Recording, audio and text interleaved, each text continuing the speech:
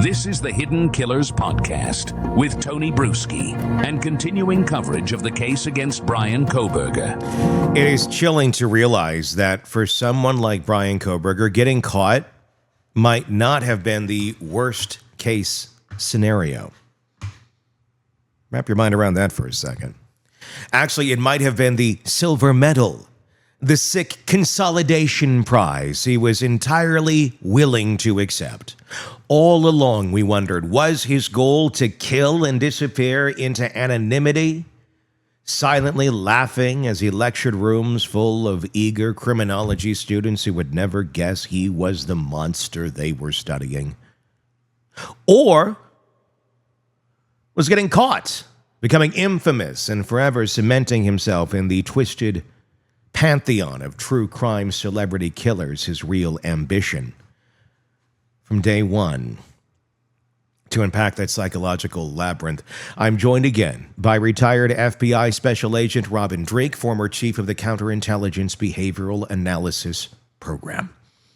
Robin's an expert at decoding even the darkest and most cryptic human behaviors, and if there's anyone who can help us get inside the eerie quiet of Kohberger's mind, it is him. Today, we're taking a hard look at what justice really means in a case like Kohberger's. From the very first moments of his guilty plea hearing, it was clear we weren't dealing with typical courtroom theatrics. Instead, we witnessed something more disturbing. A man who seemed energized, eager even, to finally step fully into the spotlight he'd so violently stolen for himself. It's unsettling to realize that every punishment our system has to offer, imprisonment, isolation, notoriety, is exactly what Kohberger might desire. It's as if he's hacked the system, turning justice into a sick form of reward. Rob and I wrestle with that uncomfortable truth. Is this man actually happier now, knowing he'll forever be studied, scrutinized, and dissected? Could solitary confinement, the harshest punishment available, be exactly what he craves? An opportunity for endless reflection on his accomplishment? We are going to grapple with the terrifying notion that our justice system, designed to punish and protect, might inadvertently be giving this monster precisely what he wanted all along. Throughout our discussion, Robin lays bare the psychological intricacies at play here, how Kohberger's complete lack of emotional depth and his disturbing grandiosity make traditional ideas of punishment almost meaningless. We also dive into the conflicted emotions swirling around the victims' families, who must now live with the reality that Kohberger's punishment could very well double as his reward. Before we hear from Robin, I want you to consider one chilling thought. Can justice truly exist when the guilty see their sentence as their crowning achievement? Is there any punishment severe enough for someone who views notoriety as victory? In the comments section on YouTube, I want to hear your voice, so let me know what your thoughts are. If you're not on YouTube right now, if you're listening to us on the podcast platforms, hit subscribe there, please. And then also do join us on YouTube. Search Hidden Killers with Tony Bruschi so you can comment and let your voice be heard. All along, I mean, from the very beginning, I think we hypothesized on the idea that, did he do this to get on the ride, basically, to get on the horrible ride of murder and to experience what this is like? But what's the end goal? Was it to get caught? I think there might have been options there, and I don't think any of them were particularly of opposition to him. Again, my conjecture, I think the ideal goal might have been, go do this, don't get caught, and then teach about it. And then and be this infamous person, but you're the only one who knows who you are. And then you can be the smartest person in the room because you can teach about it because you did it, but nobody knows that you did it. And you can be the one that has all these genius insights into this mind that can't be understood and can't be, isn't found because nobody knows who he is or where he is, but you're the one giving it and no one's the wiser. Like, the joke's on you. I think that was probably the ultimate. But I think he was resigned to the secondary prize, which wasn't Rice-A-Roni, the San Francisco treat. It was getting caught and then being exactly what you talked about, Yeah. being the one that gets studied, but also then being that figure that's going to get the letters, that's going to get the attention, that's going to have movies made about him. I mean, I know. and there doesn't seem to be a way around this one where he's not essentially getting what he wants. I mean, honestly, I feel like the only way out of this one is him dying.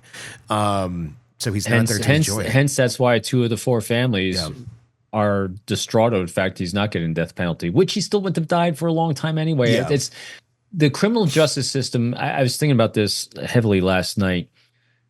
There is no justice that our current system has that can right this wrong. No. He wins. Yeah. He's he's on plan B, but plan B is completely fine with him. And I don't think this was part of it. Again, I don't think he thinks as in depth about himself or I think he does. His ability to be self-aware enough in these areas. I think we are helping him think this through. I'm not helping him, but you see what I mean? I think we're onto something he was intuitively doing. We're giving him a little more credit, I think, for being proactively strategizing plan B.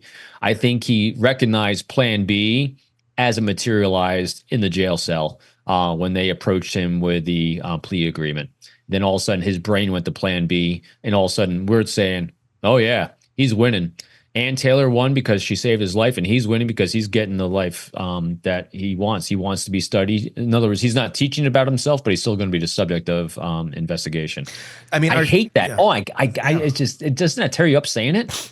Our justice system is not designed for a human being like this. No, it is designed to punish. It is designed to give the worst of the worst to the worst people out there. But it's twisted when the worst of the worst want what it offers. And that's what's happening here. The families, I don't want to speak for the families at all, but again, trying to my best to put myself in those shoes, I would imagine they'd want him to suffer. They want him to feel remorse, pain, anguish, resentment that he's in prison arrested. All these emotions are what they want from him. And meanwhile, I think from what we're saying, man, he's gonna like it too much. It's horrible. I agree. I feel like it's not. I mean, like I was very pro death on this one because I just feel like, unless I tell you, I heard he's going to be maximum security. You know, I think the only justice can be done isolation supermax. Yeah. Because Robert Hansen, the FBI spy that was caught, he was convicted and sentenced to life in prison in Supermax. He got 1 hour of sunshine a day for his entire life. That's what Kohberger should get. I don't know if they can impose that sentence on him, but the only justice to me is isolation, no outside contact. You die in a cell. That's completely it, because you can't give him what he wants. I feel like, and that's, again, it's opposite land here with Kohberger. At least in my opinion, It feels like it's like saying, Dracula, you have to sleep in a casket. You're going to be in this small room and you get a casket, Dracula. That's all you get. Dracula's like, all right, this is great. I feel kind of like maybe this is like we're putting him in his natural environment. Like, I don't think he minds the isolation. I think he's made a lot of peace with that. But I mean, the level of isolation to which he's about to receive is beyond, I think, anyone's comprehension. And what I mean by that too is, I think because the parents said, him being able to breathe, him being able to interact with other people, him being able to then profit in any way whatsoever from what he did is just another stab wound to the families. And so being able to deny him all those things is what I would think. Even though he still might be fine with isolation, all the things we're saying, being able to at least deny him those other things that would prevent more pain being inflicted on the victims. It's interesting because Catherine, when she was talking with Brian Enton on News Nation the other night, and I'm not quoting directly here, but paraphrasing, she said something to the effect of, he has the intellectual capacity to reflect on his actions, and she's really curious to study him. she's open to going and trying to get Oh, yeah. behind this brain because she believes, from her own interactions with him when he was her student, that he is intelligent, that he can reflect on his own actions and doings. There's not the emoting complex necessary to it where he's going to necessarily feel appropriate emotions for what he's done, but it's just that cold, calculated, very mechanical way of reflecting. This is my conjecture here, where he can look back on it and maybe walk us through, kind of like in the Ed Kemper sort of way, or some of the other, infamous serial killers that we've seen. My mind's going to like Mindhunter, and some of the examples that that were written about in the book and demonstrated in the series, where. Yeah, I could see him being one that just comes out, has a fairly calm conversation with somebody, seems like somewhat normal on the surface, until he just starts talking about how he decided to go butcher these kids up one day and talks about it like he's ordering a, Arch Deluxe from McDonald's, even though they discontinued them 10 years ago. To the detriments of the family, I do think we can learn a lot from him because he doesn't strike me as an individual like many of these psychopaths, serial killers that we've had in the past. He doesn't strike me as a deceptive individual. Yeah. In a sense of, I think he, because his level of no emotion is so low that, and remember, psychopathy doesn't indicate your level of intelligence either. He's extremely intelligent. And I think, so in other words, we have no data points of deception with the exception of the fact that, he was hiding that what he was doing here, but then ultimately he did confess. Yeah. So it'll be really interesting. I think because he is a different nut. He is like he's what you picture when you picture a serial killer. Mm-hmm. And so I think the family's loss is tragic. I'm hoping we can learn enough to recognize earlier other Kohbergers if people are going in to study him, because I think there's a lot to learn. What are we going to learn? I guess that is the big question. And I'm not opposed to studying him. I'm not. I mean, as much as it's you're giving him what he wants, but are we doing it for the greater good? And I think, if I was Steve Gonsalves, again, you'd have to like really be checking me for a plastic gun when it comes into, I think, going into that sentencing. Wholeheartedly. Because I'd be willing to go down for my kid and like ending this. But they got to give it time though, too. You can't, you got to let the victims take a breath. Yeah. I mean, I wouldn't expect them to be. Let the pain and suffering and isolation wear in for a couple of years and then start maybe. I do not blame them for their reactions and being vehemently opposed to this. Listening to Robin dissect the psychology behind Brian Kohberger's chilling motivations is a stark reminder that not all punishments are created equal. For most of us, prison, isolation, and a lifetime of scrutiny would feel like the end, like a nightmare we desperately avoided. For someone like Kohberger, these things might feel disturbingly close to success. The twisted pinnacle of a life previously filled with emptiness and rejection, that's the grim irony we're facing. Our system is designed to punish. But for Kohberger, punishment could very well mean validation.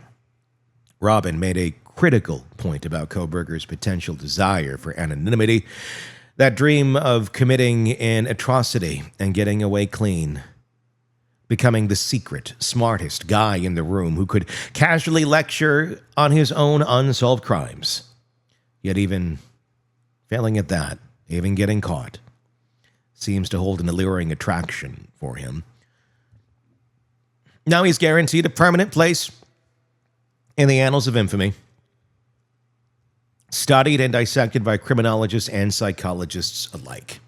He's achieved notoriety, precisely the kind he may have always desired. But what does that say about our justice system? Robin emphasized the uncomfortable reality that our methods of punishment, confinement, isolation, even death, may fall spectacularly short when faced with someone who actually wants those outcomes. It's horrifyingly like other cases. It's horrifyingly like offering Dracula a coffin and explaining to him, here you go. Here's your casket, and expecting him to be unhappy. For Kohberger, solitary confinement might not be punishment. It might be comfort. Isolation might not be torture. It might feel like home. We can't lose sight of the victims' families who are now forced to grapple with this brutal paradox. Their frustration and agony are palpable, understandably so, because how do you find solace when the punishment for the man who took your loved ones may, in his twisted mind, amount to reward? The pain these families endure doesn't fade with a guilty plea. If anything, it intensifies. Knowing the killer may see his punishment as validation. As Robin suggested, maybe the only true form of justice here is total isolation. Complete and absolute denial of human interaction, contact, and acknowledgement. But even that solution is imperfect because it still grants Kohberger the twisted notoriety he sought. Ultimately, our conversation with Robin leaves us facing some profoundly unsettling questions. Can true justice ever be served when the convicted murderer finds solace in notoriety? Can closure ever come to the families when the killer seems indifferent, even satisfied with his fate? This isn't just a discussion about one man's sick quest for infamy. It's a gut check moment for how we define justice itself. Because when punishment begins to look like reward, we might have to reconsider everything we thought we knew about delivering justice to those who least deserve it. Let me know what your thoughts are in the comment section on YouTube. If you're not there already, search Hidden Killers with Tony Bruschi so you can join us there as well. Hit subscribe. You can watch our video version and get us there. And if you're on the podcast platforms, wherever it may be, Apple Podcasts, Spotify, iHeart, hit subscribe there as well so you don't miss any of our coverage on this case and the many that we follow for you right here at the Hidden Killers Podcast and True Crime Today. I'm Tony Bruschi. Thank you so much for watching and listening. We'll talk again real soon. Craving non-stop true crime updates? Press subscribe now and get the latest cases, analysis, and expert commentary delivered straight to your feed, only from the Hidden Killers Podcast and True Crime Today.